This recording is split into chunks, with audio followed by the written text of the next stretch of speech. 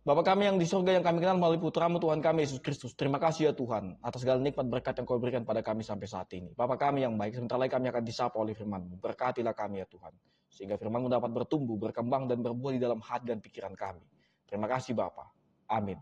Saudara-saudaraku yang dikasihi di dalam nama Tuhan kita Yesus Kristus. Selamat pagi dan salam sejahtera untuk kita semua. Firman Tuhan yang akan menyapa kita pada pagi hari ini tertulis dari Yohanes pasal 6 ayat 66 sampai 68. Demikianlah bunyi firman Tuhan. Mulai dari waktu itu banyak murid-muridnya mengundurkan diri dan tidak lagi mengikuti dia. Maka kata Yesus kepada ke-12 muridnya, apakah kamu tidak mau pergi juga? Jawab Simon Petrus kepadanya, Tuhan, kepada siapakah kami akan pergi? Perkataanmu adalah perkataan hidup yang kekal. Demikianlah bunyi firman Tuhan. Saudara-saudariku yang dikasihi dalam nama Tuhan kita Yesus Kristus. Firman yang kita baca hari ini menggambarkan sebuah peristiwa yang cukup mengejutkan.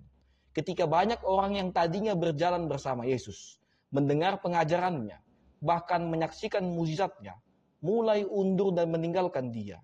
Hanya karena perkataan Yesus yang terasa sulit dimengerti, tidak sesuai dengan keinginan mereka, seolah-olah mereka mengikuti Yesus hanya karena berharap roti dan mukjizat. Tetapi ketika diminta untuk percaya sepenuhnya, mengandalkannya, tanpa keraguan sedikit pun, mereka justru memilih untuk pergi. Dalam situasi itulah Yesus menoleh kepada murid-muridnya yang tersisa. Dan dengan pertanyaan yang menusuk hati, ia berkata, apakah kamu tidak mau pergi juga? Sebuah pertanyaan yang tidak hanya ditujukan kepada para murid saat itu, tetapi juga kepada hari ini, yang hidup di zaman modern, dengan begitu banyak tawaran, godaan, kesenangan, jalan pintas untuk sukses, dan pilihan-pilihan yang seakan lebih mudah daripada setia mengikuti Yesus. Namun di tengah pertanyaan itu, Simon Petrus memberikan sebuah jawaban iman yang luar biasa.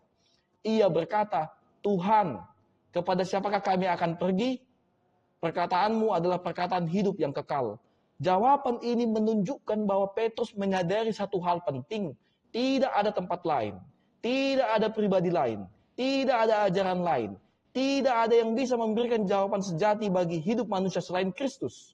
Karena hanya dialah yang memberikan perkataan yang memberi hidup. Bukan hanya untuk hari ini, tetapi juga untuk kekekalan. Saudara-saudaraku semua, seringkali kita juga diperhadapkan pada situasi yang sama. Ada saatnya kita merasa firman Tuhan terlalu keras karena menegur dosa kita. Ada saatnya doa kita tidak langsung dijawab sehingga kita merasa kecewa. Ada saatnya jalan yang ditawarkan dunia terasa lebih gampang, lebih menyenangkan dibandingkan tetap hidup dalam ketaatan.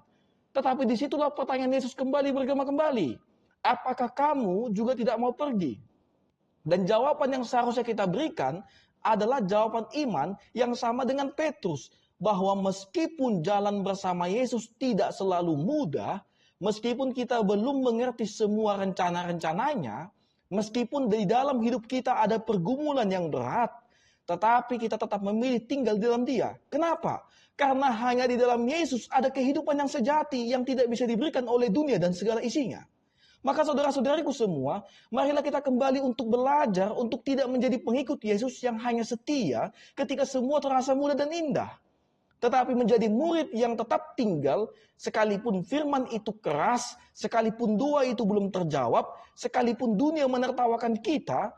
Kenapa? Karena kita tahu bahwa meninggalkan Yesus sama saja dengan kehilangan hidup. Tetapi tetap setia kepadanya berarti menemukan hidup yang kekal. Dan itulah satu-satunya jawaban sejati bagi umat manusia. Amin. Kasih karunia Tuhan kita Yesus Kristus, kasih Allah Bapa, dan persekutuan Roh Kudus, kiranya memberkati kamu sekalian, hari ini, besok, lusa, sampai selama-lamanya. Amin.